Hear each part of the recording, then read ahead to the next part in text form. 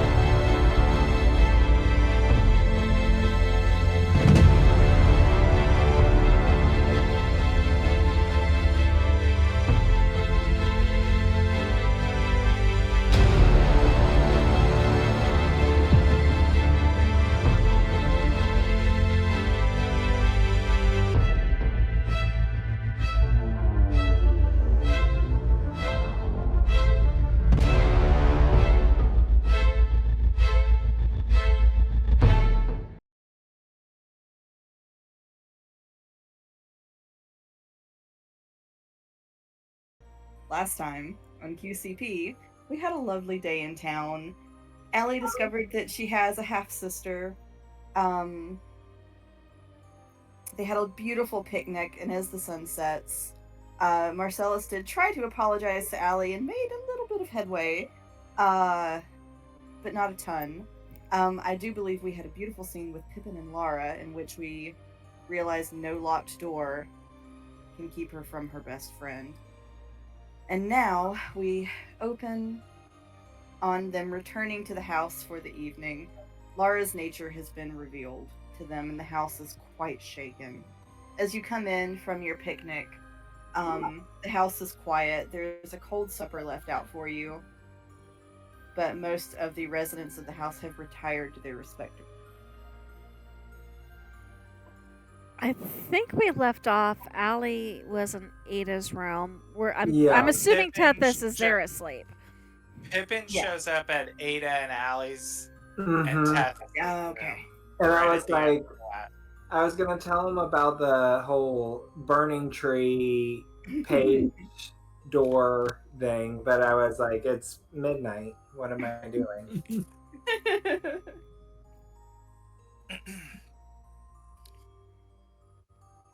Okay, Um, who wants to take the lead? Because Marcellus is groveling in his poor gestures in his room alone. Marcellus. Oh. No, So- not me. I'm not ready.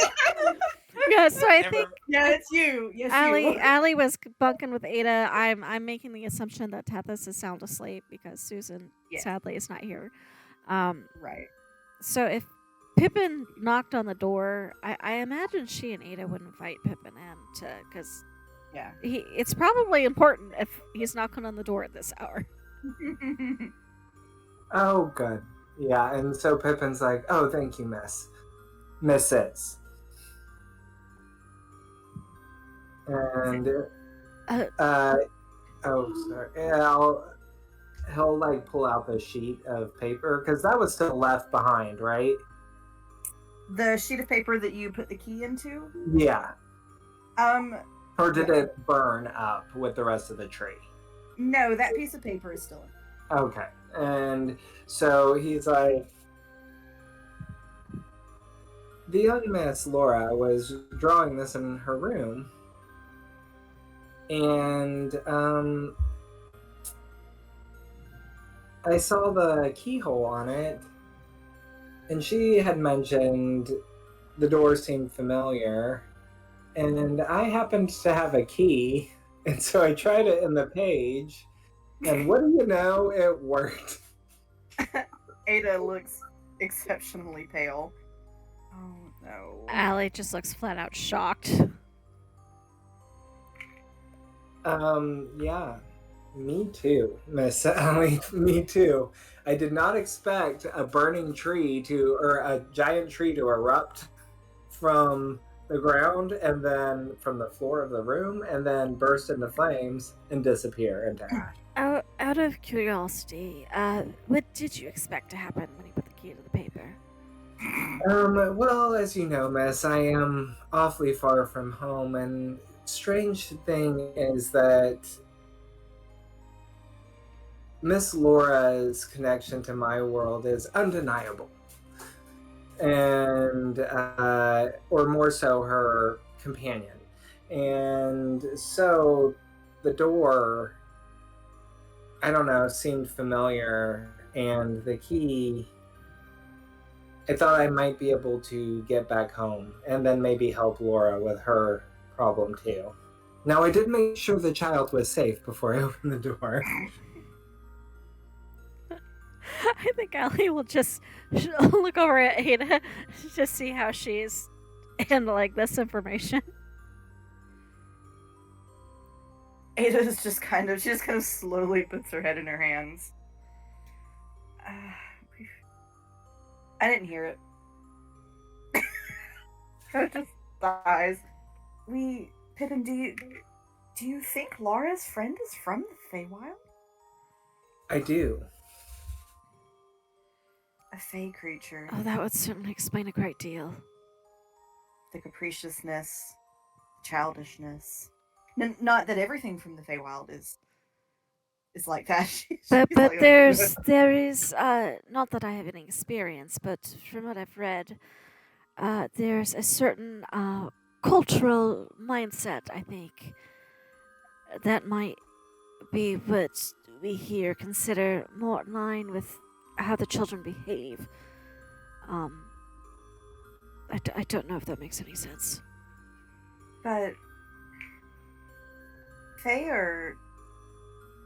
I don't know how to put it. Are Fae scary and burnt and like this?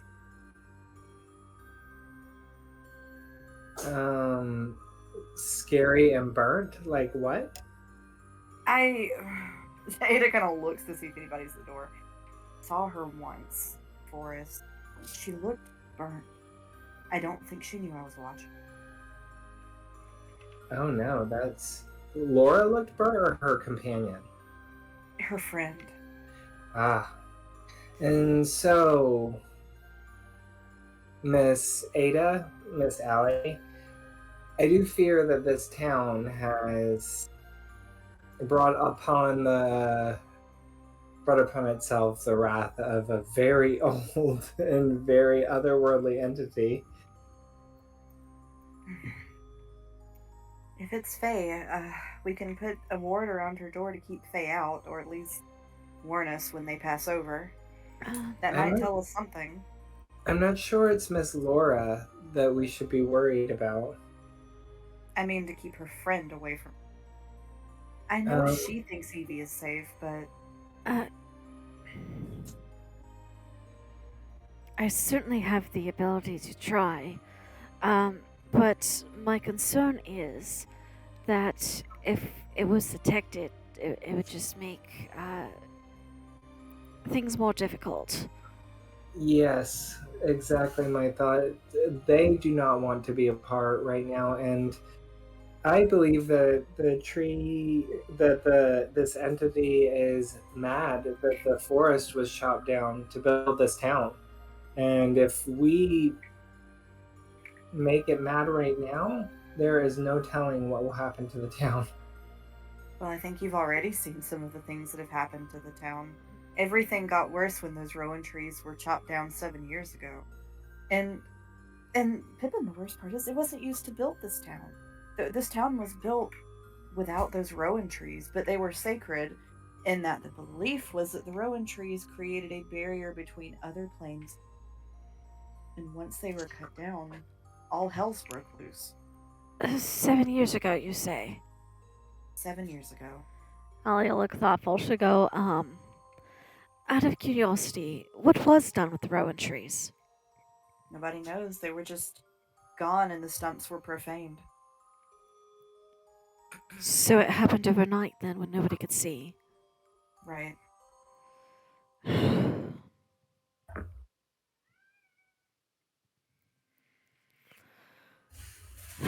I don't even know where to begin. I'm not sure if. What? I feel like there's more than one mystery all coming together, and I don't even know which one we're supposed to try to solve first. You all have come closer than anyone else has so far. Why don't we review? Miss Ada, Yes. I do wonder if perhaps communing with these entities might be in our favor. Communing with them? How? So, if these creatures are of the Fae, and perhaps whatever these rowan trees did to separate our world, if there is any sort of spiritual being left behind, then we might be able to communicate with them. And he'll like pull out his little stopwatch and he's like, "What month is it here?" And she has to go get her. She goes to go look herself because as she says, it's been a month. It's May right now. Oh, and he's like, "Well, there's a sort of like a, you could almost think of it like, I believe they call them seances here, but Hollowfest or Hallowfest." And I heard Grace mention one of those once. Grace? Here? She'd heard of them. I just heard her say the word. I don't. What are they? So, basically, it's a way to speak with non-corporeal entities, and you set a table with 13 places. And you don't necessarily have to have 13, but apparently it works best with 13. The larger the gathering, however, the more dangerous. And so you lay out these plates with offerings, and you're basically inviting the spirits to join you at the table.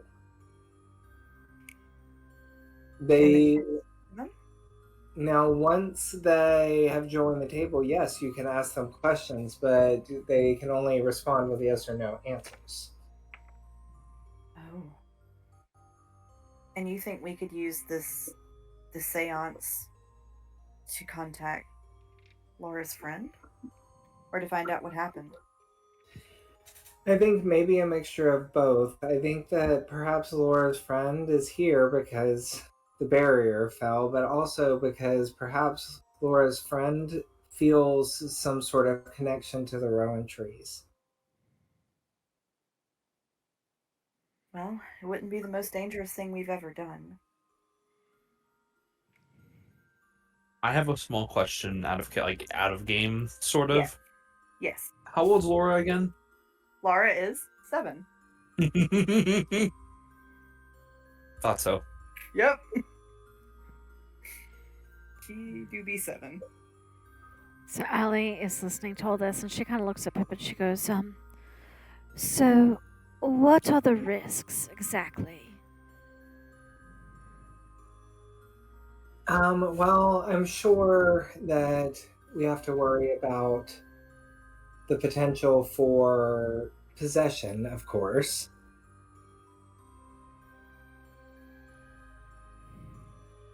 And let's see, what else? GM, what are these dangers? The risks of the Hollow Feast or the Hallow Feast is that a ghost can become attached to you if it can discern your face or your true name, in which it might follow you around, especially if you show it your true face, you give it your true name, or if it has no clear way to leave the dinner party, so if you've trapped it in some way.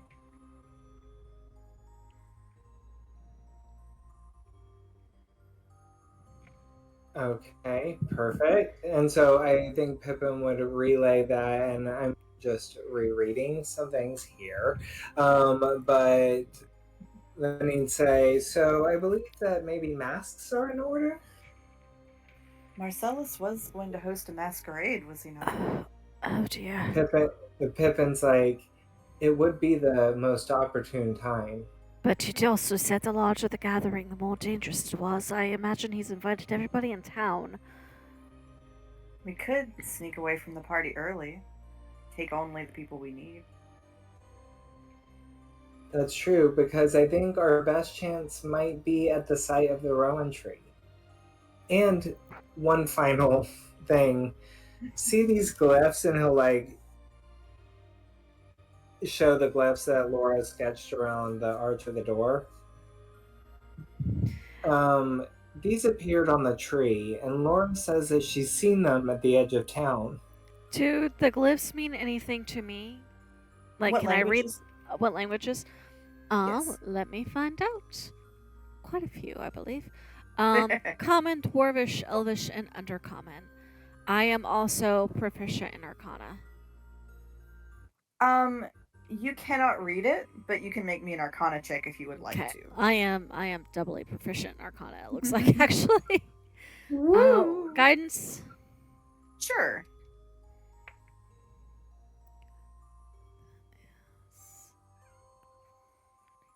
That would be a 23. Okay. Excuse me. Allie, so with a 23, the language, you can't necessarily read it, but you can at least recognize what the language is. The language is Infernal. All right. Would I, with my keen mind, remember if anybody spoke Infernal? You have not heard anyone speak in. Okay. You do, although you don't.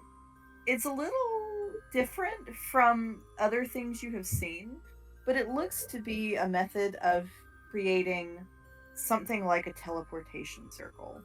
It looks like it follows the idea of a teleportation circle, but it's a little strange and different. But oh yeah, that's right. You have keen mind. With your keen mind, Allie, you have seen a few of these these infernal characters together somewhere else. Where? And that would be on those beautiful coins you put in that iron box. The tokens that you found in the sickened mimics. Alright. She looks a little worried. She shares that information, including that they were on the coins that she and Tethys found and put away in Hildy's iron box, to shield them. And she'll go, does anybody speak Infernal, or do you know anybody who does? Nobody that I know of. Would She'll look over at, she'll look over at Tethys and go, I wonder. I'll have to ask her later. She might know of somebody, but that's a task for another day. Ada says, do you think Marcellus might speak Infernal? He does have an imp and a connection to a devil. Oh, that's right. And he can understand what the imp says. She sounds less than happy about. I could go talk to him if you're if you have quite enough. Still, company yeah, for the I'm. day. Yes, I'm.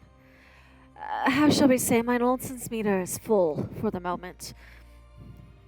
I could go ask him. If you, I'm not going to volunteer you. If you want to, that is up to you. Oh, I don't mind.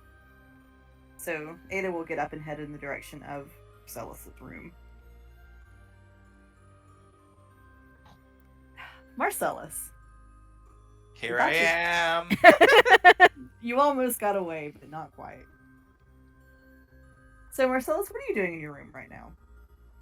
I have just finished undressing and washing my face and throwing the blankets over myself to get my beauty rest. Excellent. Good. As you lie down. And I sleep in the buff, so. Oh, Ugh. I I had know a I'm feeling. I know I'm no Gollum, but I had a feeling.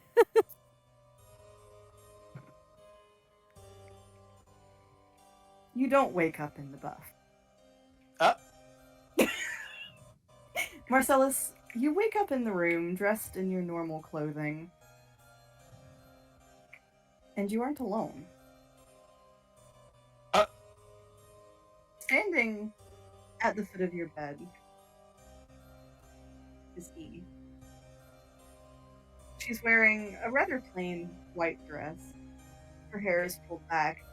And unlike the E you have seen in the forest, who is somewhat strange, just a little bit otherworldly. Other than her black eyes, she looked very normal. A normal 11-year-old. She smiles at you. Oh. Welcome back to the land of the living.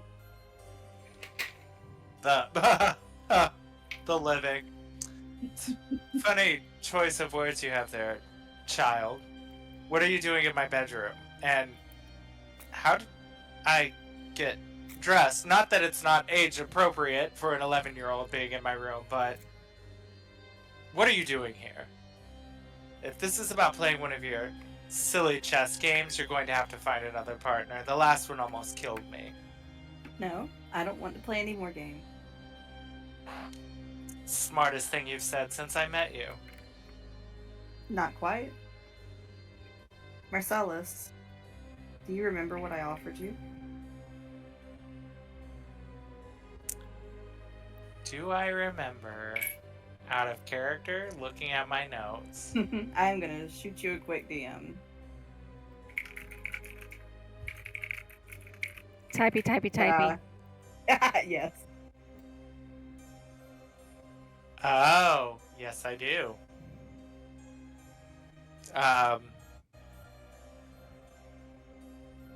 He would look at her and very sternly and say, if this is another one of your tricks, I told you I'm not interested. It's not a trick. You didn't believe me last time. I don't believe you now. No? Not even since you've seen Laura? You see what I could do. I could get her back, Marcellus. Almost exactly as you remember her. Emphasis on the almost. It seems like everything you do, comes with a price in one form or another. It wouldn't be for free. You're right. I've never lied about my prices, have I? Well, what's the cost? There are bad people here, Marcellus. And she holds up her arms, and you see beginning to streak up her arms are burned. People here did something terrible. And I want revenge. I want you to kill them. Just like they did me. Do you understand? And once I know you can do it, I'll let you leave the town. Because my family needs to suffer like the people. And the other part of the bargain? You get her back.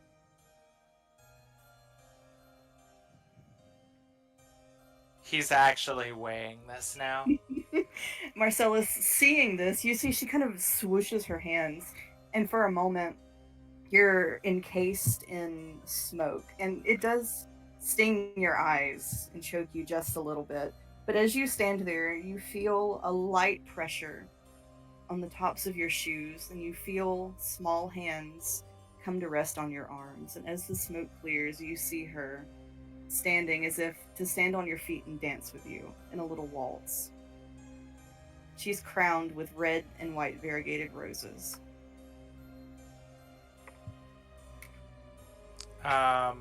Is that Yeah, not E, but right. the other? Okay. And he would, when he'd see that, he would grab her hands in his and like kneel down and start sobbing and like kissing her little small hands. And say, "Could you ever forgive me? I'm so sorry. I didn't know." E kind of walks over and puts her hand on your shoulder. This could be real. I bet. With a little time, I could even find out who did that to you. If you destroy the people that did this to me, if you help me get my revenge, I'll help you get yours too.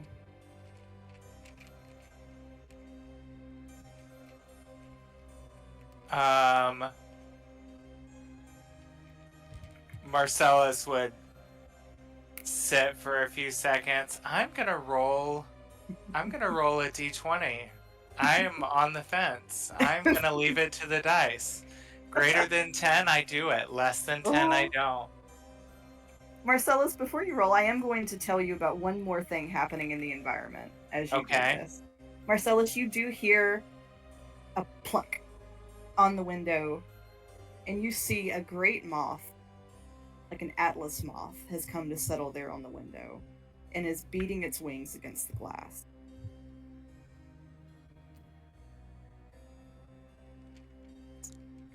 As Marcellus starts to say he's going to do it, he sees the moth, and it registers back to the picnic. And he looks at E, and then he thinks of the well, and he's like,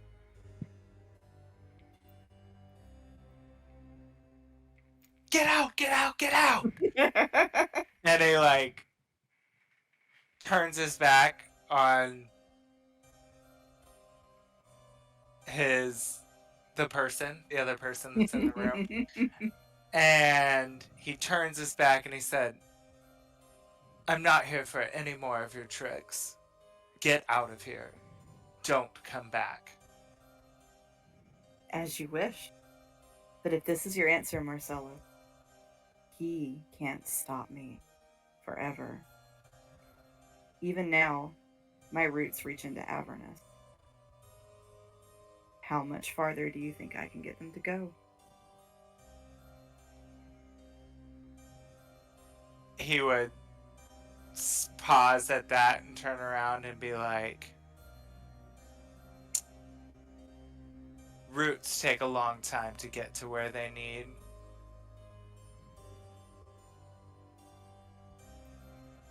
If that's your answer. But remember, I gave you the choice. And if she won't come back to you, maybe she'll come back to me. And then Marcellus, as you start to speak, suddenly in your dream you hear, "Marcellus?" And it's Ada's voice. You are shaken out of this horrible dream, and you hear Ada knocking on your door. Marcellus is gasping, and he like grabs the sheets and he looks at the window to see if the moth is still there. It's flying away. So then he realizes it wasn't entirely a dream. And he looks at the place where the person was. There are 2 small city footprints on the carpet. And at that, he collapses down again and touches them. Ada knocks on the door again. "Marcellus? Are you awake?" Are you okay? And he like wipes the tears away from his eyes and tries to like go back to stern, tough Marcellus. Wraps the blanket around him as best as he can and flings open the door and is like, Ada, darling, it's a little late for conjugal visits, don't you think? Is he still in the buff? Yes. Well, with a sheet, very loosely. Ada's Wrap. entire face turns apple red, and she kind of like puts her hand over her eyes, but like cracks her fingers, and she's not sure where she should or shouldn't be looking. We were hoping. Do you? She kind of turns around. Do you speak Infernal? Do you read Infernal? Just trying to get it out. I mean, I don't, but of course Azazel does. What is this about? And it better be good. Obviously, you can see I was, well, resting. We really could use you in my room. Allie, and Pippin, and me. He doesn't even get his clothes on. He, like, literally doesn't care. He just ties the blanket roughly around him, barks at Azazel to hop on his shoulder, and said, well, lead the way. Apparently no one's sleeping in this house tonight. Marcellus, you scandalized 3 maids on your way. Although they do look like there's that moment of the pearl clutch and then, ooh, girl. And he's like, he kind of smiles, realizing, like, what he's done, and he's like, like you haven't seen it before. Probably not this good of a specimen, but... He hears them laughing as they sort of tittering to themselves as they go around the corner. Ada, she tries to get to her bedroom a little bit ahead of him, and she goes, I'm going to say in advance, I'm so sorry. Sorry for waking him, or sorry, and then she'll see Marcellus. And just, like... Allie doesn't even blush. She just does that pinch the bridge of her nose, look at the ceiling, like, why did I even think anything else was going to happen kind of look. Why indeed. Marcellus says that Azazel can read. And she has, it is clear. Infernal. Allie will finish the sentence. Azazel can read Infernal. At the moment, Ada has forgotten that she knows how to read. I feel like Pippin's gonna see that and be like, so if it's to be a party, I shall go wake up our large friend. And he'd say, yes, Azazel can read Infernal, and I can understand Azazel, so... What do you have? What is this about? What did I miss? Also, who's playing tricks on me while I'm sleeping? Who? What? I don't think anybody here wants to play tricks on you while you're sleeping. Oh, so you'd prefer awake then? And I don't think anybody here would waste their time with such measures. you haven't even measured it yet. Ada has fled the room to go find Ray. And Allie's got her best governess face on, like I've heard worse kind of face. Ada says, Ray? Desperation. Yeah, what you need. We're having a meeting in my room, and Mr. Marcellus isn't wearing any pants. You don't have to help with that part, but we probably want you for the rest. Alright, give me just a second. And she can hear, like, back cracking really loud as he gets up from his laying position, and then he kind of crouches down and goes out the door. What's going on? Why don't you just, this way? She kind of motions to her room. Her her face is never going to be the same color. It is just red. She has her little sleep shawl like clutched up to her chin. I mean, he's following. Yep. So now everybody is gathered in Ada's room, and we're all there's a lot of like moving furniture so people can sit on it. The bed is crowded, the chairs are crowded, but everybody's in there. Allie makes sure that she's in the chair by herself.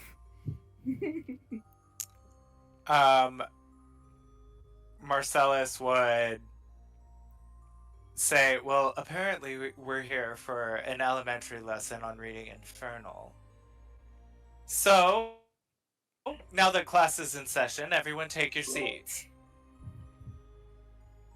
Pippin's like, I don't know about you all, but I'm not sure I've ever been in a classroom where the teacher wasn't wearing any pants.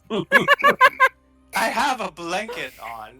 Allie will actually snort at that, like she's trying not to laugh, but she thought it was like perfect.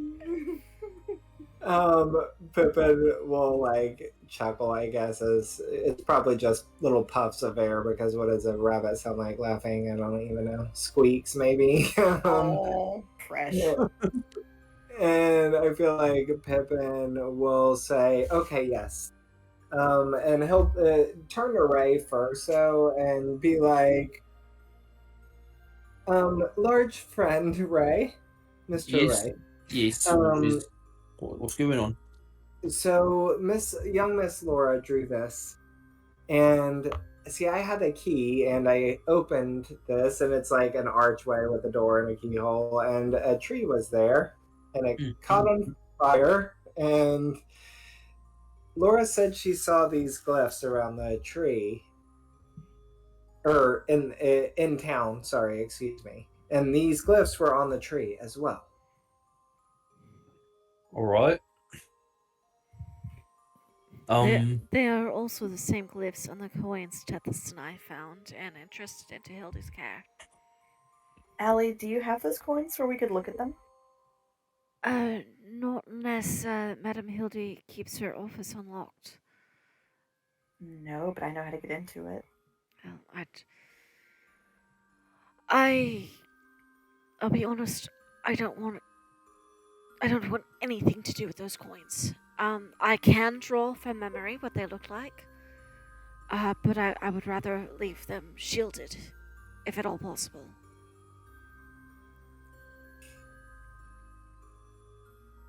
Would Pippin recognize any sort of lore about coins and Fae stuff?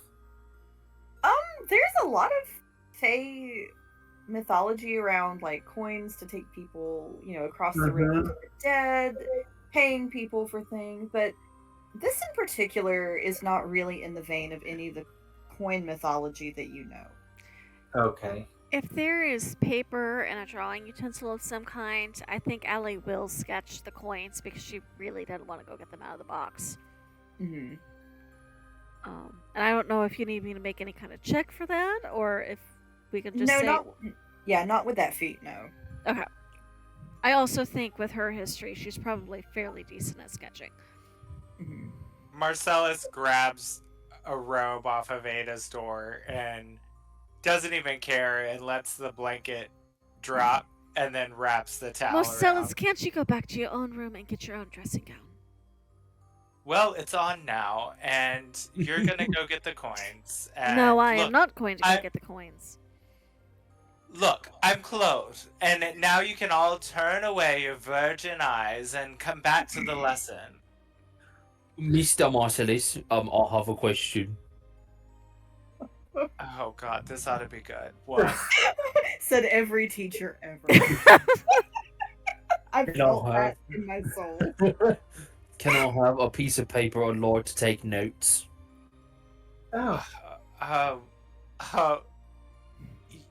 Sure. And he like looks around and like finds a piece of paper and like a pen, and he's like, I don't need a pen, just paper. Okay. I wish I could say things Ray, like, Right. You see Allie crack a smile at how flustered Marcellus has become at this request. I feel So like. Oh, sorry. Go ahead. I will say for my second what's it called? My second infusion until I get the plot, I have the Illuminator's tattoo, which lets me write with my finger like a pen. Nice. And I can also Fancy. once per day I can make whatever I write completely invisible, but to me and one other person. Nobody's Which is- copying off your notes. Nope. And side note, And he's gonna use that the entire time. had Marcellus not seen that moth, he would have taken that deal. That moth was doing its best to get there in the nick of time. Is the moth like the messenger of your patron? Yeah, well, it is a sign of my patron. Yeah. So Pippin would slide over the page so he could see the glyphs on it and hopefully translate. And Azazel hops out and hops down on the paper and hisses at Pippin's hands and snatches it back and starts almost like Abu from Aladdin when he gets really excited and is like it starts just chirping and spouting off all of this stuff, and Marcellus is just listening to him. Oh, so Marcellus, what Azazel is able to discern is that this ring of glyphs is, although it is written in Infernal, it is mocking the devils and their language. And essentially, it reads something to the effect of Medicine's door into the mundane. Medicine's a door into the mundane. Yes, as in it's her way into the mundane world. Mm-hmm. How do you spell medicine again? Metasine.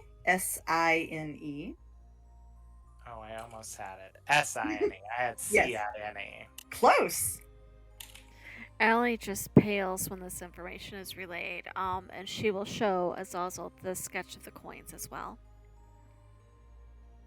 And Azazel is nicer with Allie and kind of purrs, hisses against her little hands and takes the little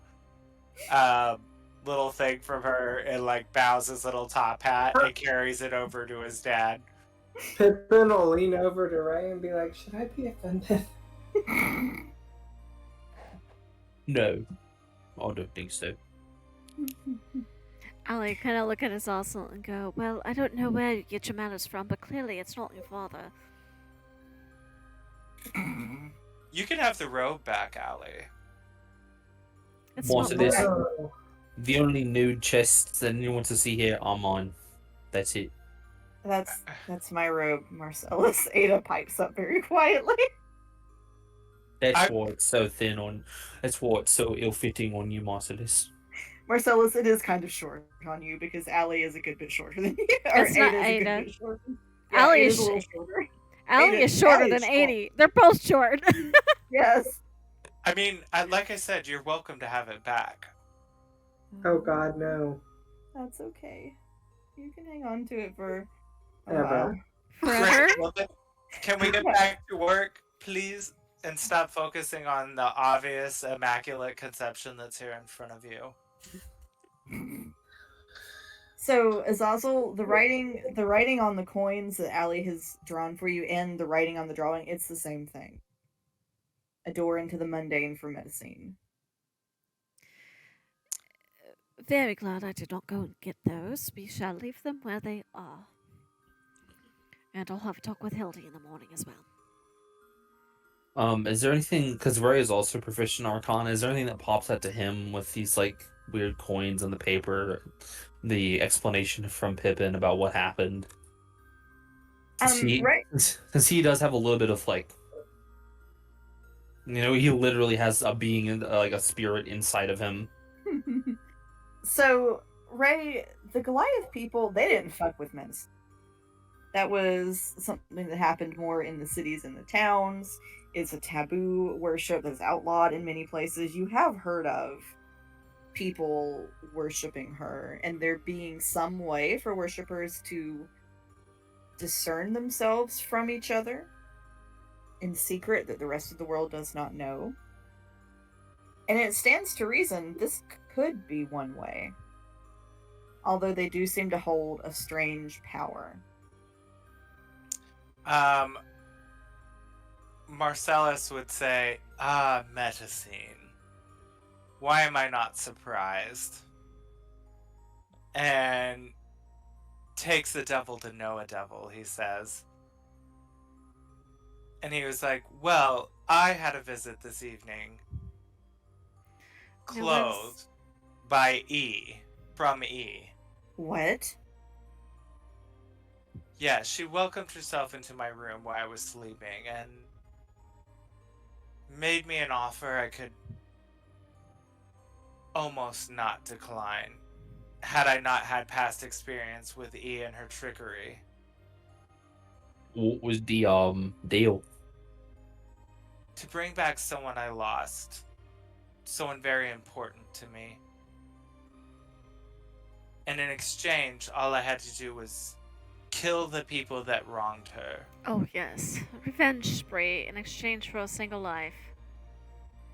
What did she say? Who wronged her? He would turn at that statement to Allie and be like, put your eyebrows down, darling. I didn't accept. I didn't say you did. I said I'm not surprised that that's what she wants. And he would, and I'm sorry, Ray, what was it that you said?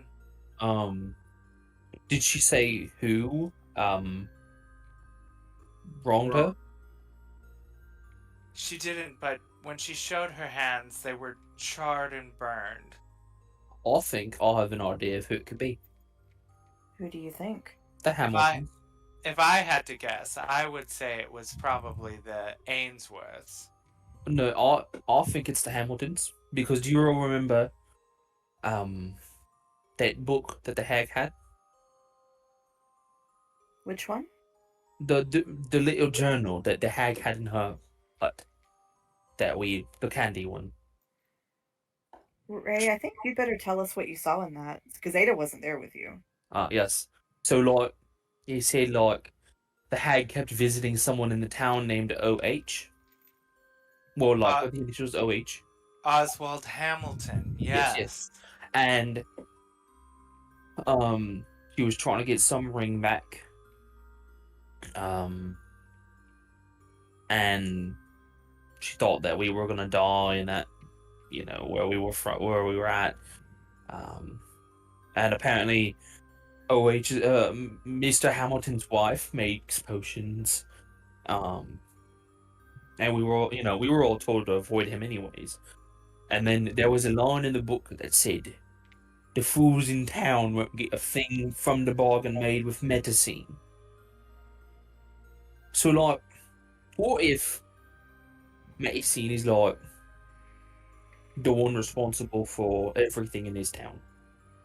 And apparently, E and A and T were, like, maybe wives of OH.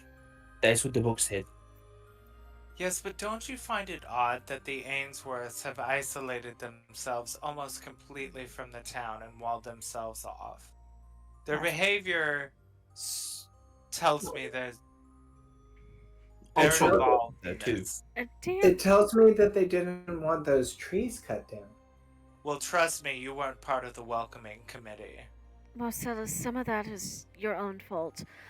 Would the hag's journal have indicated an approximate time frame for all of those things? No, she marked the passage of time, but she did it in a way that only made sense to her. Okay, so there's no way to know if that was 2 years ago or 7 years ago. Not really. Some of the pages in ink do look older than others, but the journal itself doesn't appear to be that old. Ada, Right. Allie's gonna look over at Ada and go, Ada, I don't suppose you remember when Mr. Hamilton's previous wife passed away. Ada is the color of parchment. He's lost 3 wives. Edna, Anne, and Teresa. In what time frame? Within the last 7 years. So I don't think the hag is responsible because this is all written afterwards, but something is definitely going on. Very And well the- done, Ray. Very well done. What can I say? Sometimes my genius is stunning. Pippin would pat his shoulder gently and be like, absolutely. And when you look at the paper that he's been writing on with his fingertip, you see this like it's just like mad scrawls and like lines. It's kind of like the maps on some walls that people use in like detective shows and stuff. He's just like, So Pippin's gonna ask, oh, and when were these trees cut down? 7 years 7 ago. years ago. I will say though, I don't think the Ainsworths are entirely innocent. I think there's probably 2 different things going on. Because I did find when I was going through, when I was helping Mr. Voss in the bookshop, one of his ledgers was missing a page, and it seems the Ainsworths have an interest in metallurgy. There were. Was it 2 2 books or 1 book that they had? It was 2 Two that books. they had. So she'll tell them about the books that were taken. Metals of creation of wounds in reality. So something is definitely afoot. And so, what was Hamilton? Oswald Hamilton is his name. Mhm. What was his stance on the tree removal? Was it his idea? We don't know who removed the trees. We woke up one morning and they'd been cut, burnt, profaned. The town in general was quite upset about it. I don't recall the Hambletons saying anything noteworthy one way or the other. So they weren't upset about it. Well, much like the Kellogg's, they're not exactly reclusive, but not vocally active in the community. So the deal that was made with medicine would not end well for the people who made the deal with them. And what if Hamilton made the deal and did something like removing the trees to bring medicine to this world?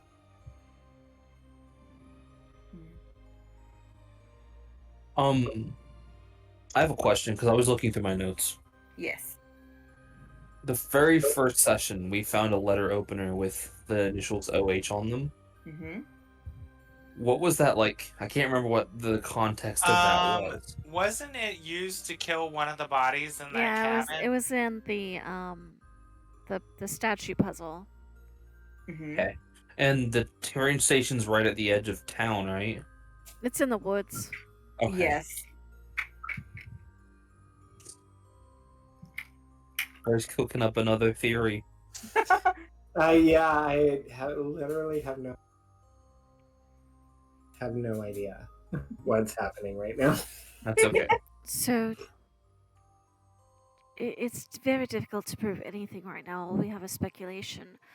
In my opinion, we probably need to see what additional information we can gather He without did say, without accusing anybody of anything until we actually do have proof.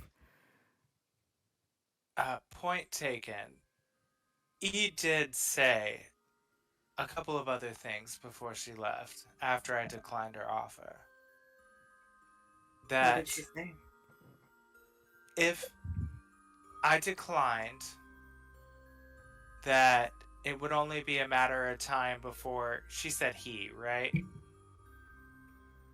Before he, He yeah, would come back, right? Or Her roots he, would reach into Avernus, and he cannot stop her forever. right. Mhm.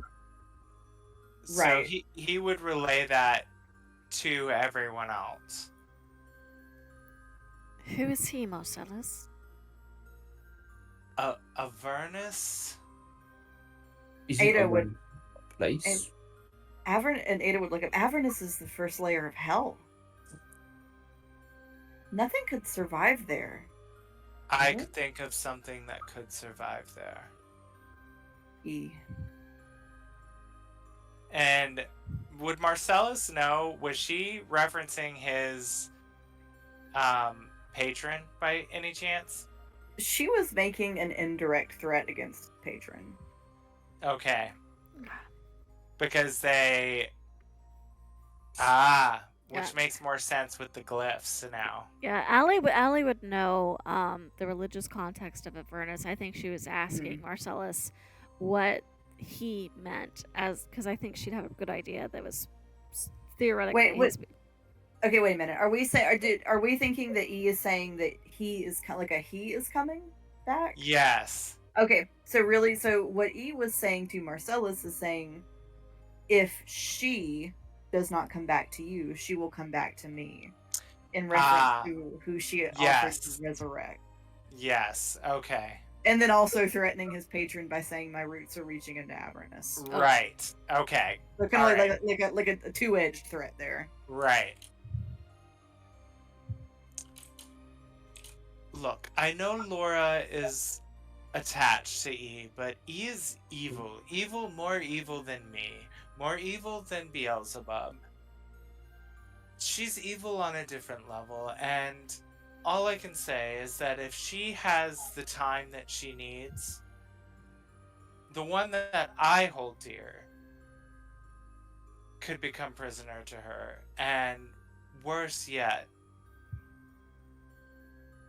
I think she'll bring forth a hell that is not like the one that Azazel's from, to put it gently. Is E medicine? I don't think so. I think she might work for medicine. There is a possibility. I know it was just me and my brain's drawing a blank for some reason. Trying to remember names. Who are you thinking of? Tethys. Ah, Tethys, yes. I remembered. I remember it was just me and Tethys in that room. But in Laura's room, there was like a book with like drawings and stuff. And Laura has like a journal, and we might have read it. Might have. And like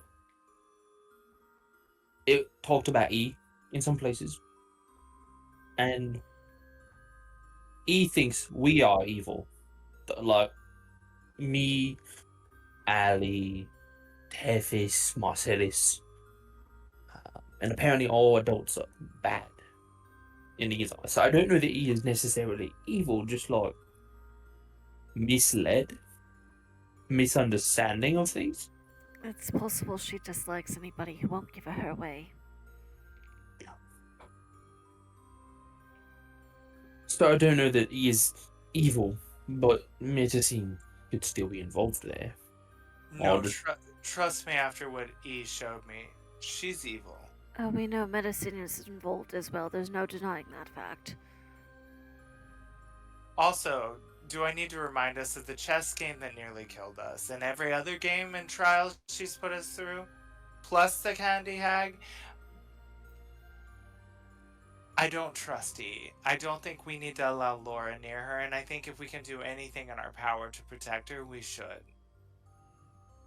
And he's thinking of the person that he saw in the room falling into the same scenario that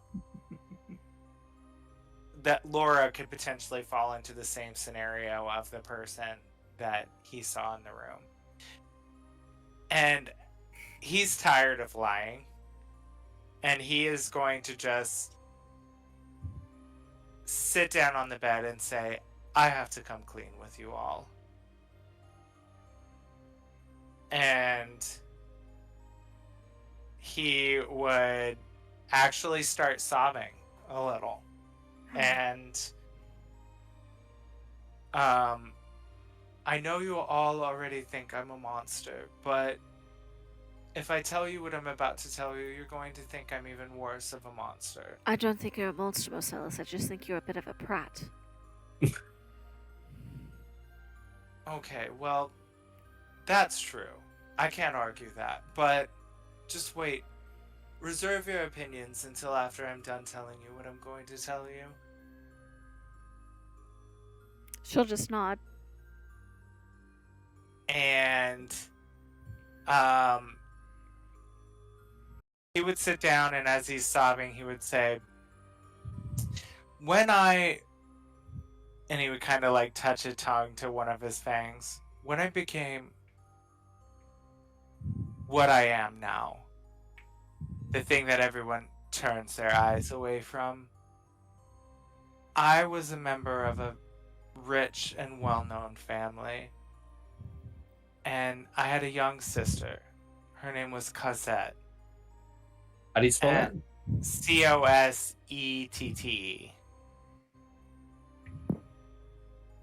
She was ill with typhoid fever and she was dying. The doctors couldn't do anything to save her. They tried everything. She was released home to bed rest, to essentially waste away. I was young and arrogant and didn't spend the time with her that I should have to say goodbye. And I went out for a night, had too much to drink, was walking home, and the next thing I know, I'm waking up in my bed recovering, nearly dead myself. Late one night, I was hearing a hunger, something calling to me, craving something evil, something more evil than the me you know now, more out of control than anything I've ever experienced. And to soothe the crazy thoughts that were going through my head, I decided to visit my sister. And as she lay there recovering, I could tell that she wasn't going to make it, and I went to kiss her head and kiss her forehead and move her hair out of her face, and something took over me, and I bit her, and I drained the last bit of life in her body out. And as I watched her wilt there in front of me, and her little heart stop, I could hear it. I knew I'd done something incredibly wrong, and I wasn't the person I thought I was anymore, and something fundamentally had changed, and I left. And I took my money and I cashed out my funds and I disappeared to start a life for myself somewhere else once I could get my hunger under control. And there were a lot of people from Cosette on that it took to fill that hunger. There are countless deaths associated to me in High Garden, and I am a monster. I am that thing that stalks you in that dark alley at night. Or I was. And E made the offer to me to return my sister in exchange for killing more people. And I still see all of those people I killed. Their last breaths, their unexpected shock, they haunt me every night and will haunt me for the rest of my life. And I can't add more to that number. And he would turn on that and say, think of me what you will, I'm a monster. And he would close the door and say, Azazel, come. and the Zazel would poof into smoke and reappear on his shoulder, and he would close the door behind him and go to his room. The first sin has been revealed.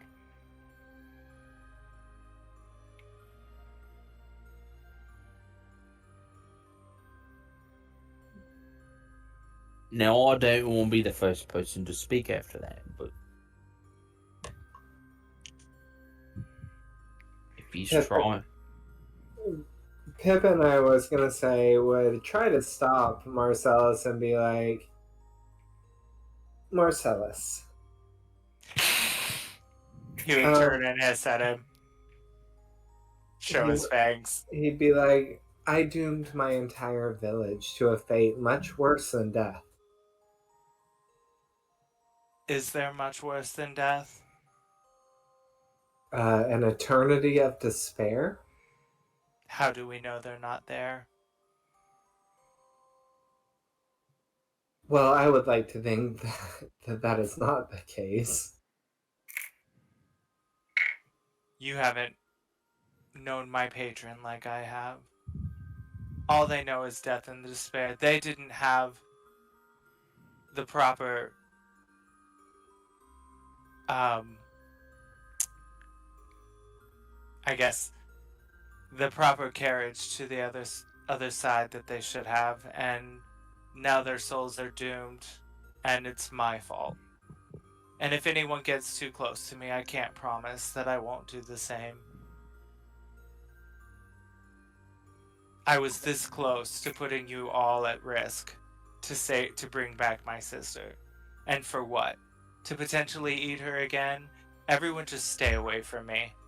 And he would like snatch his arm away and go back to his room, and he would cast something. I don't know if he could, but he would cast something on the door to like lock it. He could also just, well, I don't know what spell he would have, but the door will lock. Turn the bolt. Hmm? I said turn the little bolt. Yes. And actually, if anyone tries to get to the door, it'll just be like a bunch of like fog and moths will like flutter up outside the door and obstruct the vision of it. I love it.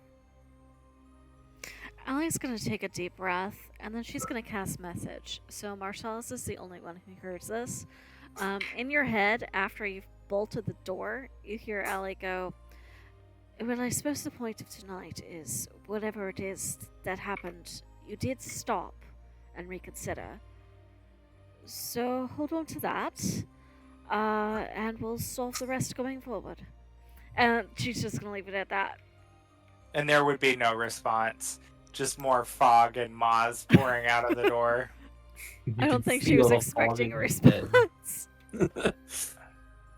She wasn't exactly trying to be soothing. It was just like a don't you dare go have a pity party on us. I expect that tough love. I deserve it. Marcellus, It's true, though. He stopped. After some time of fog and moths, you hear another tap on your door. Just a 3 tap. I told you I'm busy. Well, I don't think you're too busy for a visitor. And it's Hildy's voice. Not Helen, who hates you, but Ada's Right. mother, Hildy.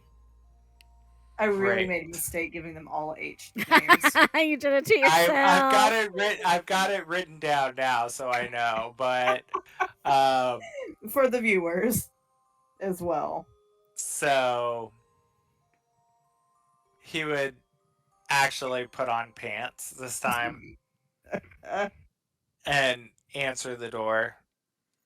Hildy would sort of wave her hand to dispel the moths and the fog. We don't normally let this happen in the house. Are you okay?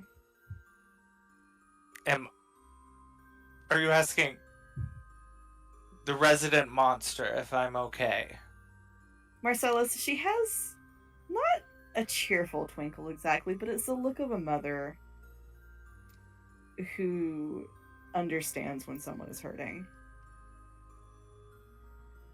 And he would kind of buckle a little and like wrap his arms around her and start sobbing. Like it's the first like kind of affection that he's felt from anyone since And he got there. it is an immediate mom hug. Like, just straight up. She doesn't care that you're not her child. She doesn't care that you were a grown-ass man that she barely knows. There is an immediate, the hug of a mother. And just kind of, like, rubs your back. And makes he soothing just sounds. keeps saying, just forgive me, just forgive me. And he would just keep repeating that. Eventually, she kind of, like, makes him look up at her. She goes, Marcellus, I can't do it. You have to. Not And tonight. But you do. And he would just say, my price isn't nearly paid, or my penance isn't nearly paid. And that's okay. She kind of takes a handkerchief out of her dress, and you notice she's not in her nightgown. She is still dressed in her day clothes. And she kind of, like, wipes his face with the handkerchief. And I will trust you to know when it is paid, okay? And what's too much payment?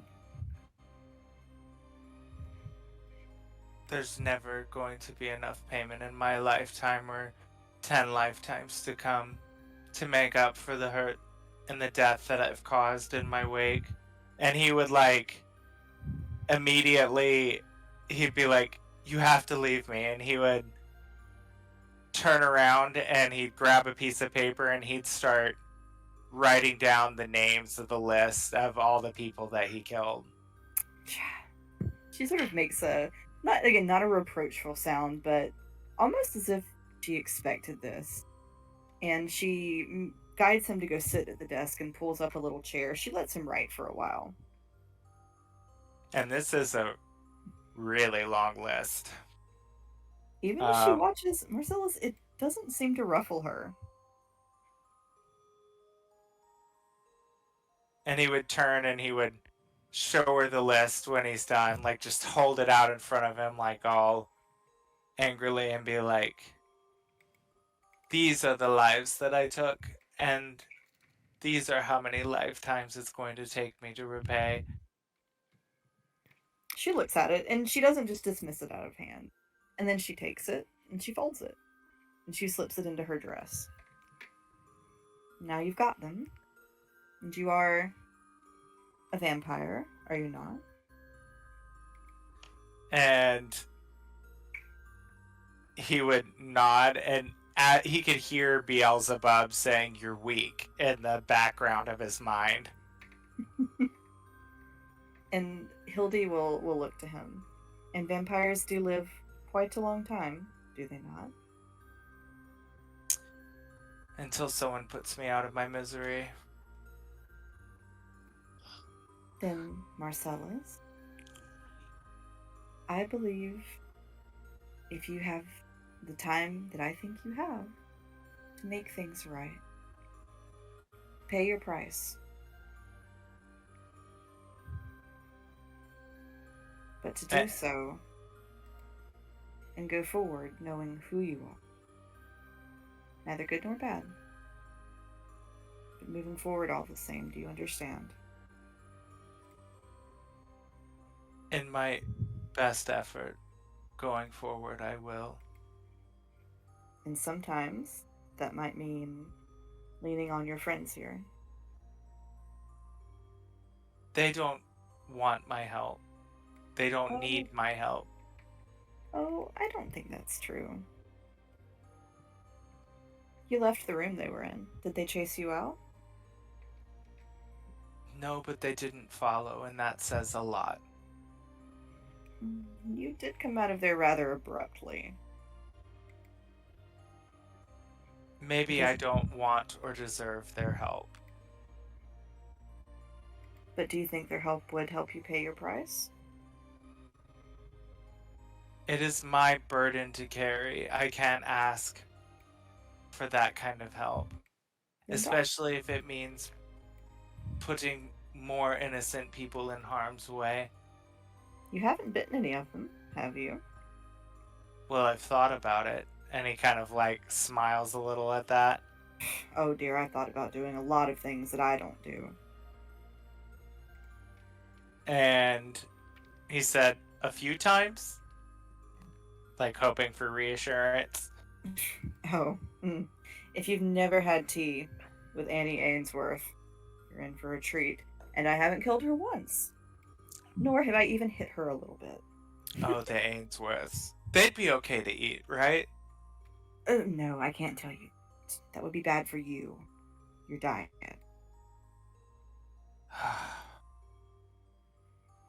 It's going But to be a long road, Helen. It's going to be a long road.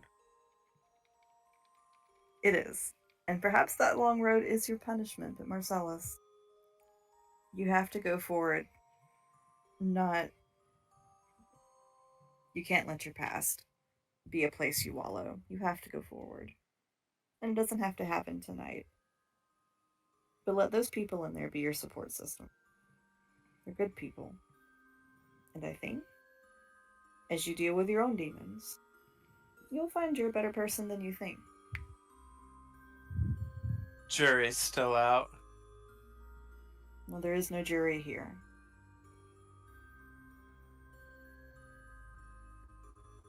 And again, he hears Beelzebub. Weak. Pathetic. Hildy kind of looks at him as examining him. What are you thinking? I know that look. I've seen it on Ada's face too many times.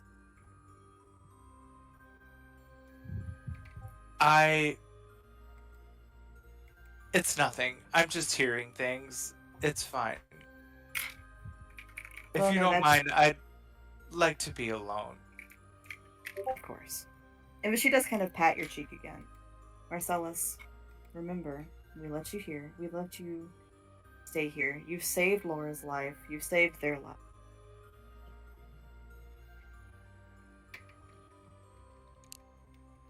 And again, Beelzebub would say, your eternal hell is here with me, and your time will come.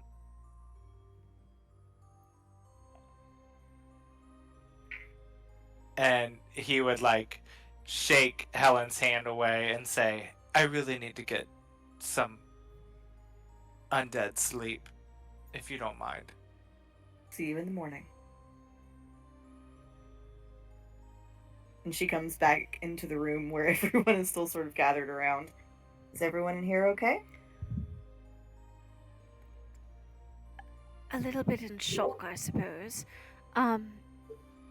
While we have you in here, those coins are still safely in the boxes, right? Oh, I haven't looked. I'll go get it and we can take a look at them. But before you do, in case you want to take any extra precautions, we had Marcellus in here because it also was translating, and she'll show Hildy the drawing she made of the coins so she knew what they were up to, and explain what those translations were that Azazel has said. That's bad news. If there is a cult of medicine in town, she has followers here, obviously, somewhere. As to how many or who, I couldn't say. We'll have to tread carefully then. Where did we find the coins? We found the coins in the weird horse centaur creature tracks, right? I think you found one there, and I remember for sure that you found one, with the sickened mimic. Okay. So if there is a cult of medicine in town, there are some dangerous people here. I would ask all of you to be careful. Of course. And so Hildy, she goes to her study where the box is, and after a minute you hear, oh shit. Allie's gonna come running. Allie, the box has not only rusted, but it has rusted so badly it has holes and it is pitted, and one of the hinges has fallen off. Well, glad it wasn't in my pocket. Um, are the coins still there? Yeah, they're there. I take it we need to get rid of these. Well, we can't just go throw them out.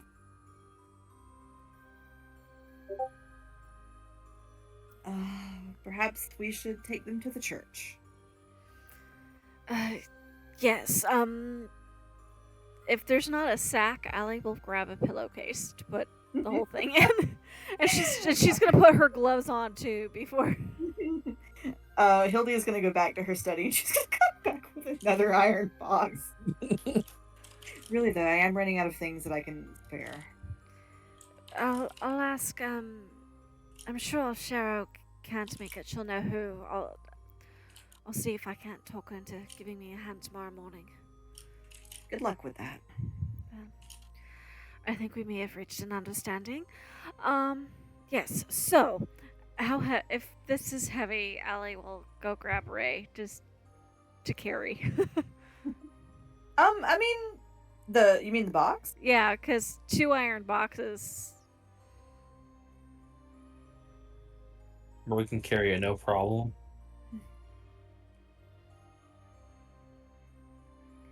Is it night? Has night fallen? It's well after midnight, which is why it's a little bit odd that Hildy is not in her night clothes. Yeah, so Allie will look out the window and her shoulders will just slump and she goes, and we can't go anywhere right now. Not until morning. Not until sunup. You think this is hold?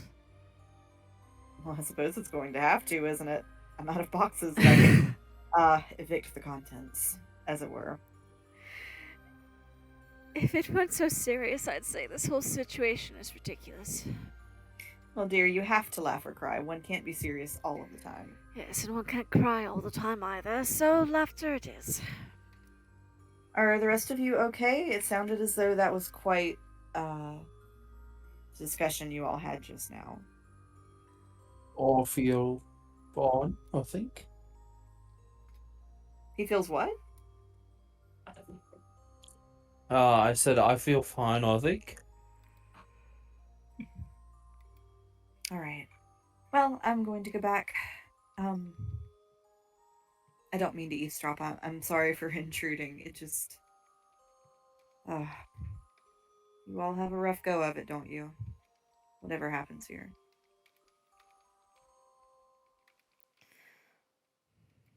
Well. Yeah. Ooh.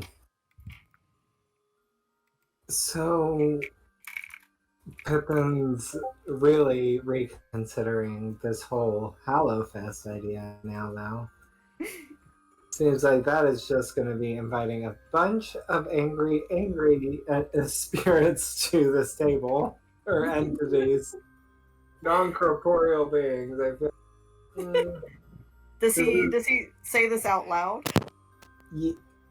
Yeah, he says all of that out loud. Hildy looks a little surprised. Well, I believe we can make it safer. Do you think it will help? I think it might give us an understanding as to what exactly it might want. Surely this is all for a reason. I'm inclined to agree. Let me look through my materials, and I'll see if I can't find some things that might make it a bit safer and easier, and I'll be happy to loan you whatever I've got. But I do think it's a good idea. Allie's just gonna look shocked. Oh, I haven't attended a seance since I was a girl in boarding school. Although I suspect this is a little different. I'd say so. Oh, we never got anything at those old seances anyway. Of all the ideas I thought you might approve of, summoning spirits was not one of them. These are dangerous and unprecedented times. I don't know that playing it safe is going to get us what we wanted. We may have to take some calculated risks. drastic times call for drastic measures. Indeed. Well, if I can be of any assistance, let me know. Yes, I'll start gathering the items for the set placements tomorrow. I don't know what I'm going to do tomorrow. I don't feel like I really got a job here. Right. You were working with Bellamy, weren't you? How is that going? I mean, I didn't do it yesterday, but it was going alright.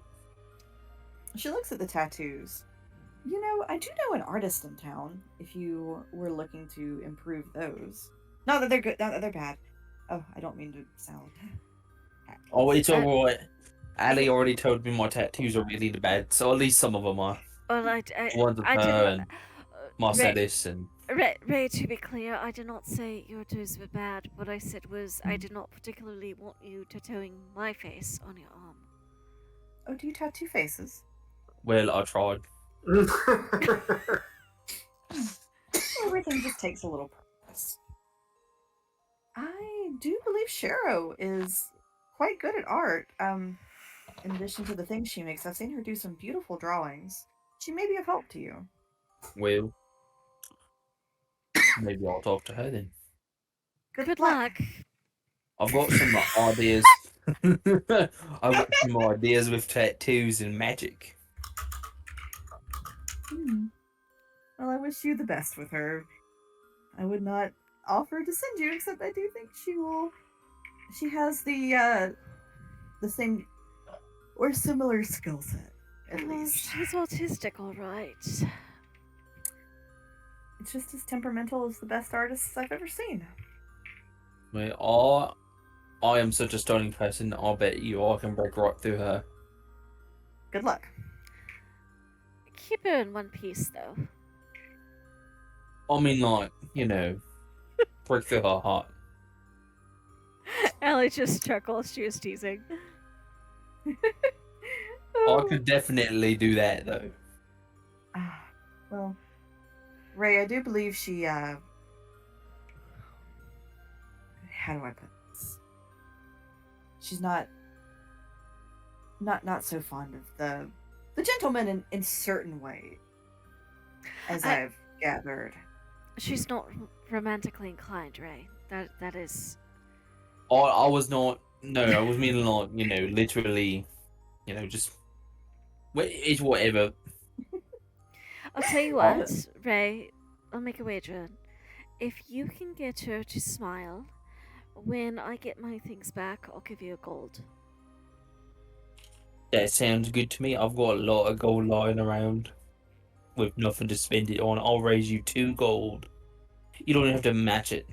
You could just keep yours at 1. Wait, Ray. Are you saying that if she doesn't smile, you'll pay me?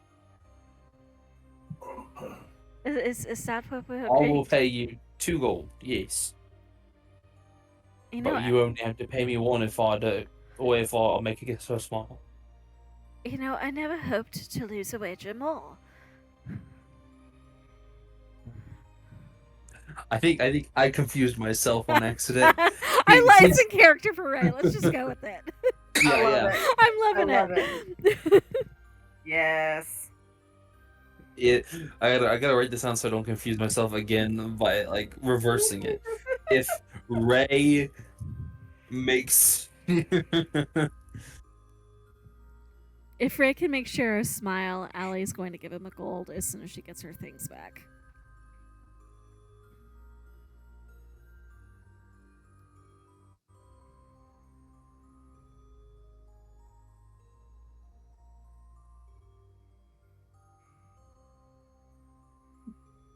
Hildy leaves you all alone, having performed her motherly duties for the evening. She heard the conversation and was like, "Oh, that sounds heavy. Let's make sure the kids are okay." And as everybody seems to be settled, she goes back into her study. Is anybody doing anything else this evening? I don't think so. I think I Allie's mean, probably it is gonna... rather late. Huh? It is rather late. Yeah. Like, they were like, no, it's too late to talk social in your bedroom. And some of us might even make a clothing option.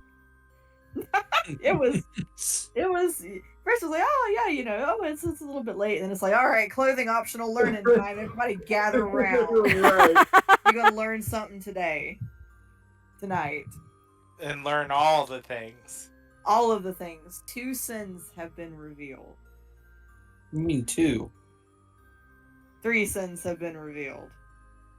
Actually, I think that's all of our gentlemen. It's just the ladies who are holding out now. Ray hasn't fully said his secret. 2.5. Yeah. Yeah. Did Pippin hinted I mean, very I strongly, but definitely- not specifically state. Yeah, I've definitely said, like, I made big mistakes. I definitely destroyed a town. Things like that. But we like, don't know the two- details of how yet. Right. And just like we Two of have them a that's good that they idea do. of what Ray probably did, we don't have the specifics. After a certain point, we have no specifics. Because I cliffhangered everyone. Good luck figuring alleys out. I'm not going to be so obvious about it. Pippin is just not hiding it. He's like, I must make amends for this. That is what I'm doing. What are we doing? How do I help? I love some of the theories you all are coming up with. I love it. I really have going to happen next, though. I'm also thinking, why did I open that door? I've been thinking that since you did it. And then I just decided your characters from the Feywild. Why not? Yeah. Like, I mean, it was a very clear jump in logic, right? Key, hole. Key goes in hole. right. And then I was like, maybe it's a way home. Maybe you just don't open some random door from the cursed child. Right. Right. But what's done is done. Yeah. And we learned And some you things. learned quite a few things. So I think Allie is going to get her required 4 hours, and then she'll be up early like she normally is. And I think she's going to go to the library and see if she can't find any more books on those metals or anything that might help her with her promise to Shero. All right. Allie, as you look, there's information about metals there, but only things that are a few footnotes about the metals that you were looking for. So these are in fact called the metals of creation, and it talks about that you construct a specific core that acts as the soul or the brain of the device, and then you construct the outside of the device. And if you do everything correctly and you put all the correct little runes on there, it will come to life. And the larger and more complex it is, or the better job you do, the smarter it is. So it can range from the awareness of an animal to a very human-like. So it's a difference Capacity. between bit and a goldfish. Yes.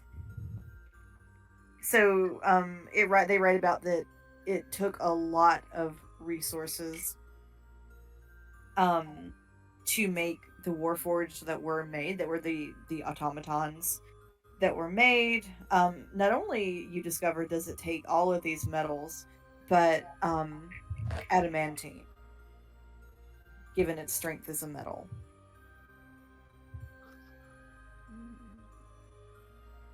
Interesting.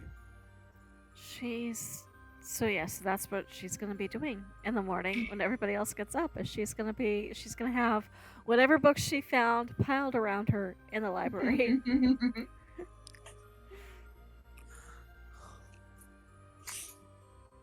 All right. What else is what is everyone else up to this morning? Well, I guess Ray's gonna go out and look for Shero. Ray, she is at her shop. You can tell she's there because the lights are on. Knock knock. It's a shop. You just come in. Alright, I had a question. She just she has her jeweler's glasses on. She just looks up at him. That's what the bookstore is for. Well, no, I have a question for you. I was told that you are very good at drawing in the light, and I was wondering if maybe, possibly, I could get a few pointers from you. It is very expensive. To get pointers from you? Because I have a thing called a day job that requires me to use my day to do my job, or I can't pay my bills, and then I get evicted, and then the town's out of a jeweler. What Everybody hates that. How long is your shop open? I'll come after hours, and I'll pay you handsomely. She has this look of someone who is dismayed by the tenacity of another person. I You want know- to imagine that she and Allie look enough alike that Ray has seen Allie give Marcellus this look quite a bit. Yes, Ray, you have a flashback. It's almost deja vu to having seen Allie give Marcellus a very similar look.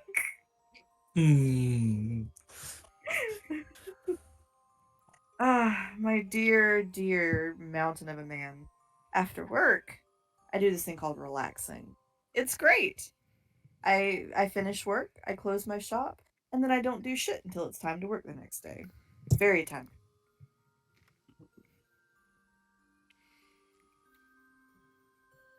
What What? about the days you're not working? For you, I work every day. What do you want from me from this? Why? Well, let me show you. I'm learning magic, all right, and watch this. And he takes he grabs a piece of paper that he shoved into one of his trouser pockets, and he pulls it out and uncrumples it. He starts writing on it with his finger, and she just sees ink appearing on the paper like normal. I'm trying to learn how to tattoo better because I want to use magic with it. Oh, I'm following my dreams. and I bet they're big dreams, aren't they? I could show you my huge axe. No, please. No, thank you. It's right on my back. Oh, then sure. And he pulls it out. And he's like, "Look at this, my first magical item. It's pretty cool. I can throw it, and it'll come right back to me. It's pretty cool." Huh. Okay. And you did it with your finger magic? No. I had the spirits help me. Oh, the spirits. My ancestor. Oh. Okay. She leans on the counter. She's not totally unintrigued. But she doesn't know what to make of you. So you want me to teach you to draw so you can channel your ancestors? Well, yes, kind of. I think they're leading me down a path of spell casting and magic item making. Okay, well, it's gonna cost you a lot of money, and I need favors. I can't even believe I'm agreeing to this. Well, how much and what favors? Name your price, and I'll tell you if I can do it. Well, I just lost my other favor doer. She did Who's what? your other favor doer? That's between me and them. But she looks like she's thinking. She just You were asked per- for a bigger full-time favor. Something like that, but not her day-to-day favor. You work with Bellamy, don't you? Yeah, I do. All right. Sometimes I might ask you to do things for me with regards to Bellamy. Oh, wait a second. What? Is it the kind of favors I'm thinking? Like slipping roses and stuff? J- Listen, it doesn't matter I what those saw favors you. are. I saw you giving her eyes. You did not see that at all. And her face goes Because it red. didn't happen. I got her to smile. Her face is red. Her ears are red. It goes like down into the collar of her shirt. I'm just in, but if that's the kind of favors you want, I can help you with that. Just and she hands him a piece of paper folded into an envelope. It didn't come from me. Please just leave it at her house. Oh, I got you. And come back this evening. No, not this evening. Shoot the curfew. Come back tomorrow morning, early, as soon as the sun's up. All right, I will definitely do that. And how much gold were you wanting? We'll figure it out. Just get out of my shop. But Ray, as you leave, she does have a little smile on her face. I did it. Not necessarily at Ray as much as the thought of Bellamy getting her letter, but it's still there. Well, I mean, Ray's gonna go to Bellamy. Bellamy is outside working. She looks like she's working on a rapier. Hey, Yes. welcome back. Hello. Oh, I got this letter from a completely anonymous source. Here you go. She just holds it and looks at him. Then why do I need it? It's for you. From... I cannot disclose that information because, well, it's an anonymous source. Is this going to explode? No, it is not. She opens it and she reads it.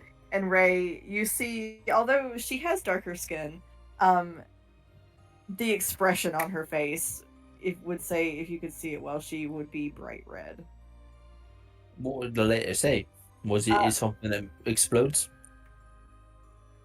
That is a very difficult question for me to answer. She folds it up and puts it in her pocket really quickly. So, welcome back. You survived. You all survived the forest, I heard, and got the children back. Yes. We did. Very heroic of all. I think I made something that you'd be proud of. Oh. And he's gonna show her the axe. Oh, her face splits into a big old grin, and she goes, "Well done, son. This is good craftsmanship. Look at this shit. Incredible." And he throws it. He's very proud of his axe. She is proud of him. She is very impressed by that axe.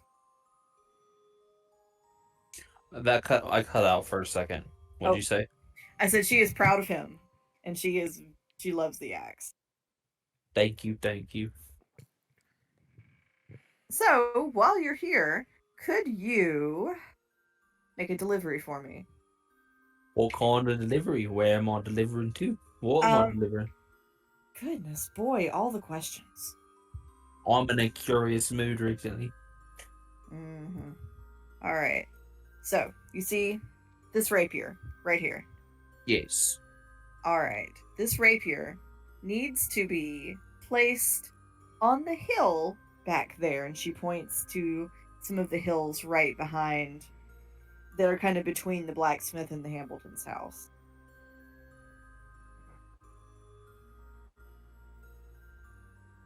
Oh, wait a second.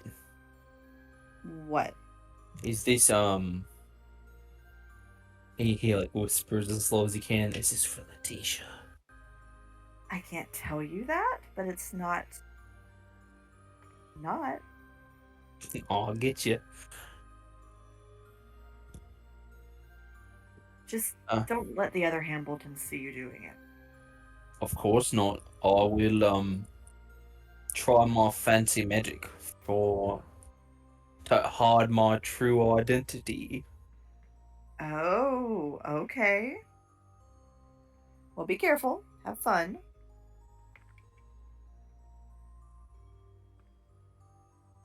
I will have fun. And so, Ray, when you go up into the hills, how are you disguising yourself? The disguise self spell. Okay. What do you look like? A bear. Not Just- really. I was I gonna mean, say, just- I mean, like technically, I could probably look kind of like mildly like a bear just by like making myself look more hairy, because I could describe myself as like a furball or something. I mean, he is wearing a bear hat. Yeah, Yeah.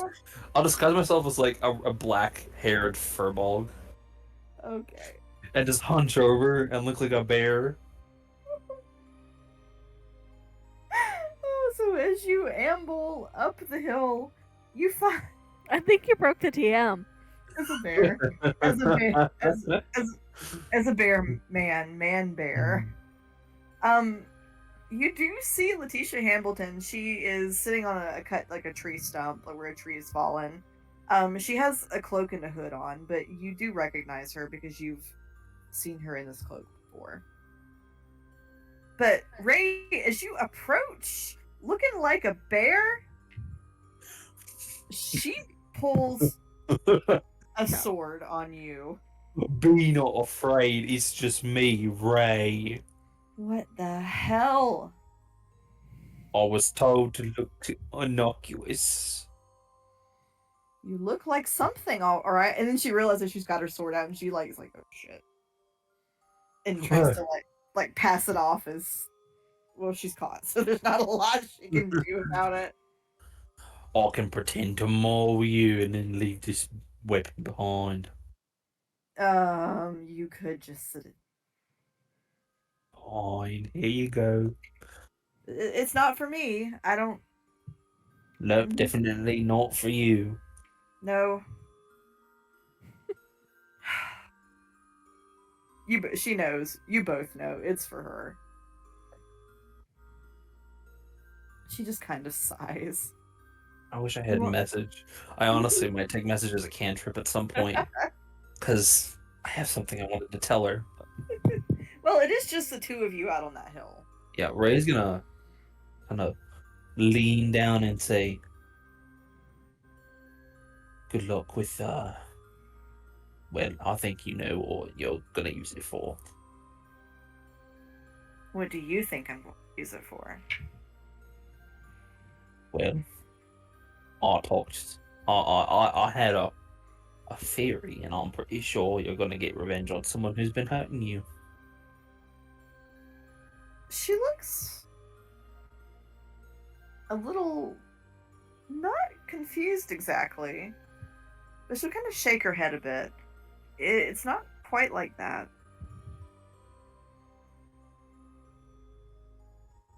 Well, whatever it is, good luck. Thanks. Of course, if you need any assistance with like stabbing or learning to stab, look me up and I'll help you. You know, I might take you up on that. And maybe, just maybe, I could help you out with whatever in the future. Not right now, but we both know. Not right now, but maybe later.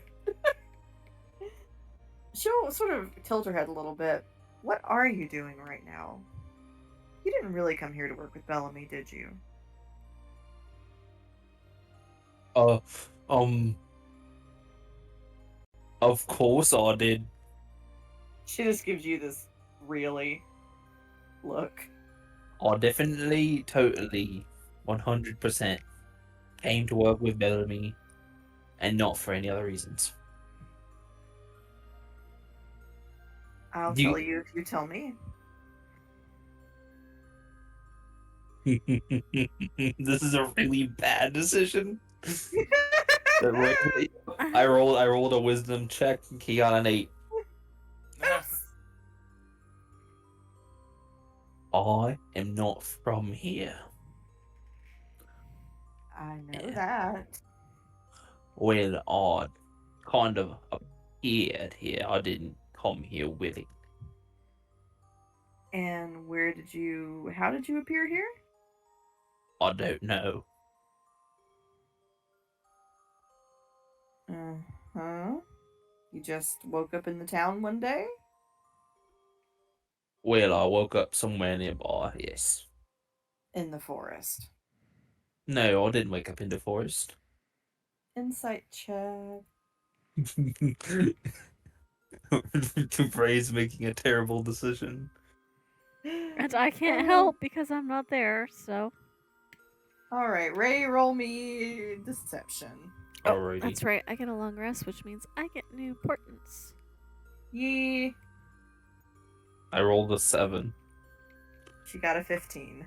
Ah, She raises an eyebrow. So yes, the forest.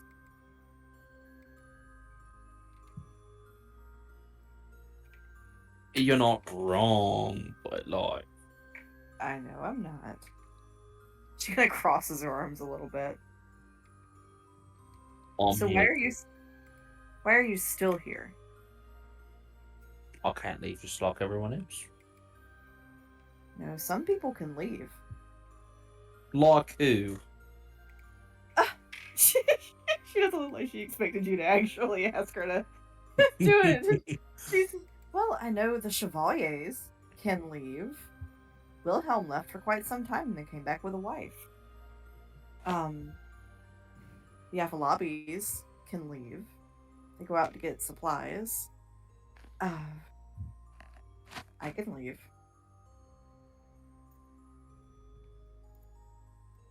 But she looks very thoughtful all of a sudden. But some people can't, can they?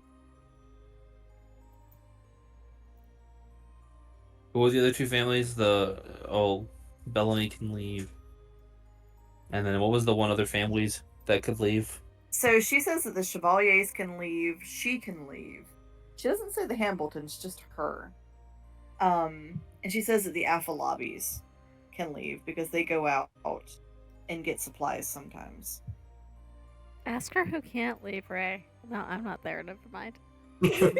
I'm not there. Well, everyone, you're the only ones that can leave. Is there a reason no one else can leave? That's what I don't know. She looks really thoughtful and kind of like she's pacing a little bit back and forth on the spot.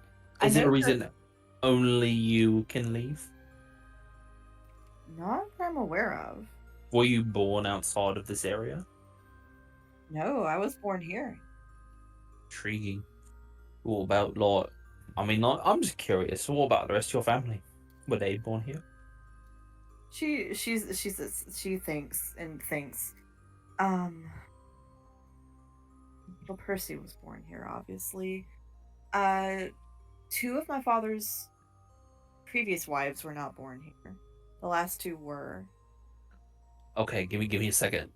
Two of her So it's 4 wives now. dead mothers were born. So the last two were not? Right. No, I'm sorry. The first two were not, but the last two had been.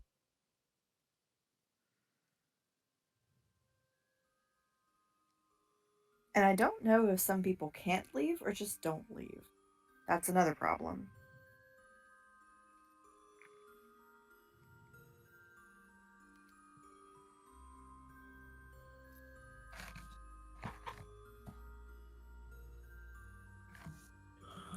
Well, thank you for being so forthcoming with me. Is she being honest? Roll me an insight check. I actually rolled a 17. That's not terrible. She got a 4. Yeah, Ray, she's being very honest with you. This appears to puzzle her as much as it does you.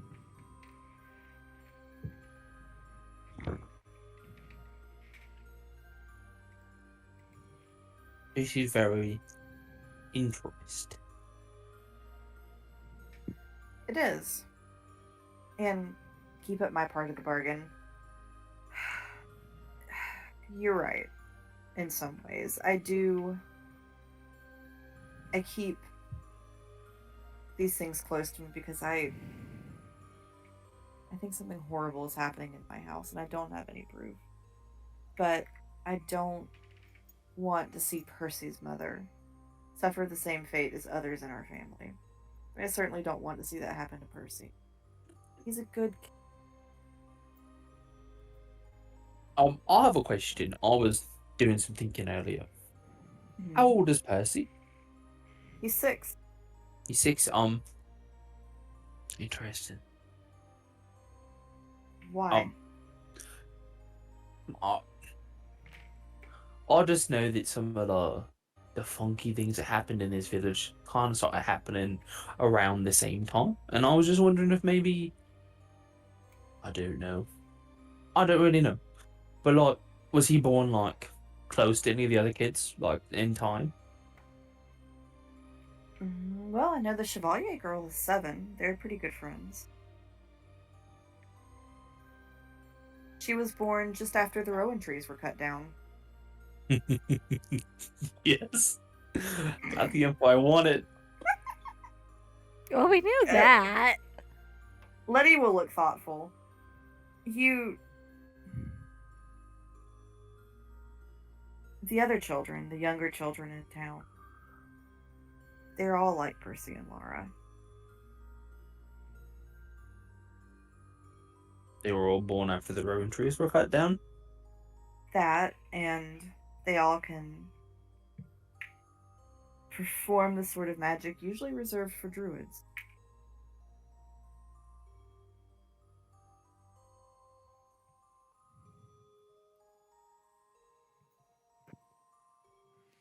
All of the kids can, huh?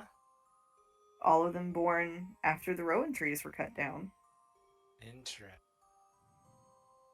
See, Ray was cooking up a theory while he was hot sand turning in bed. That's the best place to come up with theories. Mm-hmm.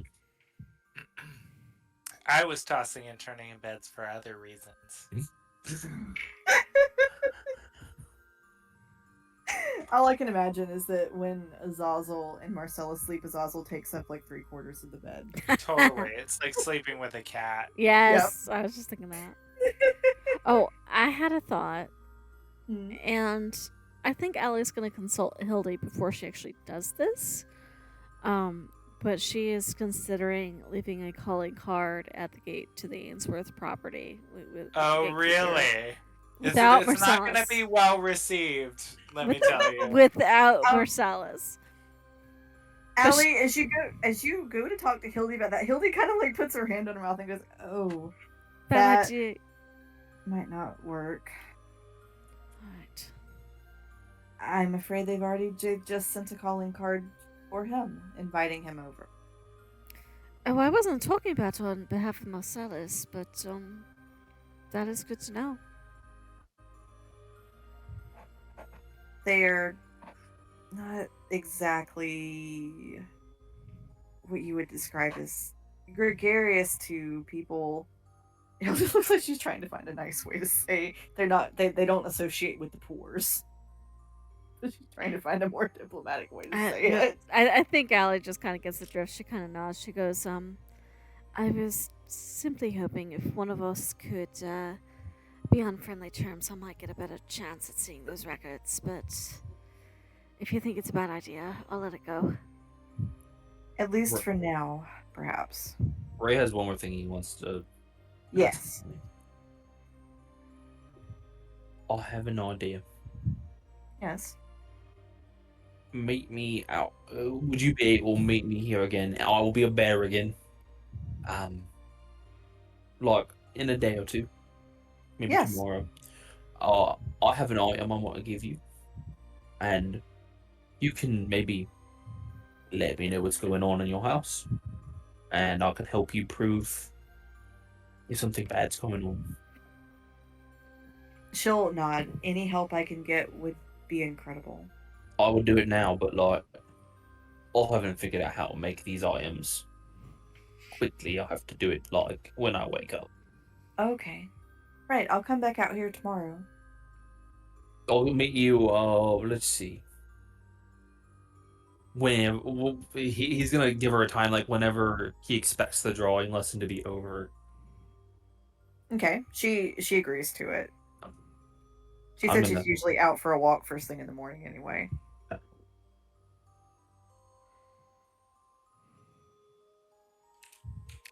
I have a plan. The plans are coming together. Yes, I'm gonna get myself an inside spy. Oh. All right. So it looks as though Ray is cementing his ability to bug the Hambleton house. Allie is making some plans with Hildy. Marcellus, one of the maids does bring you a card requesting your presence at the Ainsworth house. Uh, The maid Really? looks slightly disappointed if you attend the door and close. I mean, I don't attend it fully closed, so. It makes her day. It's better than all of the covers of the Penny Dreadfuls that she can get her hands on. And with the card is a small note that said, "Apologies for our doorman. Please come have tea with us today. Sincerely, Annie Ainsworth." I'm not sure I like that. I'm not sure I like it either. He would read it and be like, he would look at it, read it a couple times over, and be like, "Is this a joke?" The maid will kind of look around and go, I don't think so, sir. I do think they're quite serious." Okay, just making sure you didn't think that this outfit was potentially missing a few bullet holes to complete the look. "Oh, I don't think it's missing bullet holes, no, sir. Just the rest of it." And at that, he would kind of smirk a little and be like, "Well, I guess I should get clothes." And he'll like turn around and like, he's just gonna start getting changed right there with the door open. She is going to decorously shut the door. Is she on the inside or the outside of that door? She is on the outside. God, could you imagine Marcel hears that door go wham, and it's just in there. He and the maid. That's a little below his stature. No, she is on the other side of the door when it closes. I never know with you guys. But there's a lot of whispering that goes on after she gets away. I mean, Marcellus is gonna go because he's full on curious about the situation, but he's gonna get the others to see if they received the same invitation. Nope. Only Marcellus.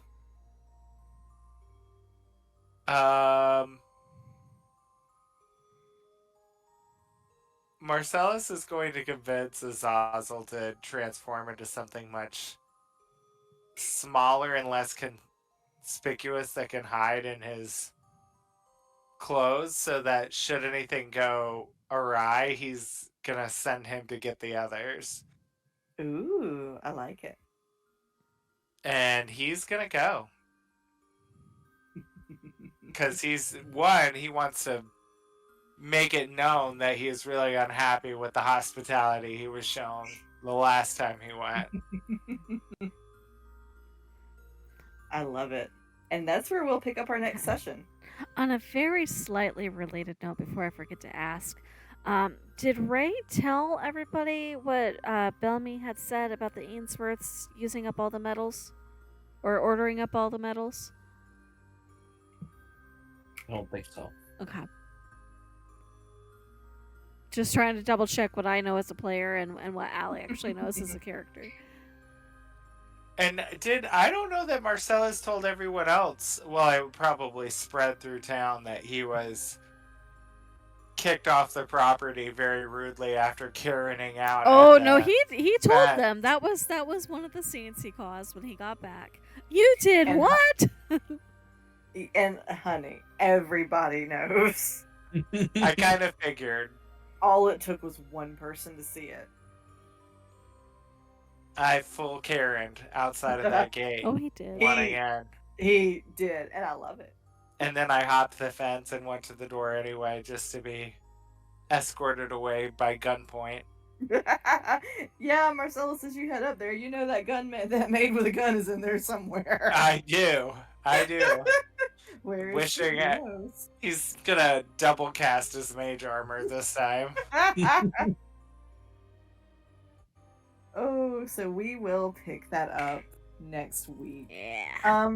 Guys, I have to go. Yeah. Yeah, I am sorry. I feel like a zombie robot. No, it is all No good. worries. You sound like you had a hell of a night. Well, it was good to see you, Andy. Yes, I'm so glad you Yeah, it could was- come. Yes. That was so much fun. I love it. I didn't miss it, and I will definitely see you guys next week. Yes. Bye. Bye. Good Bye. night. Okay, bye. So-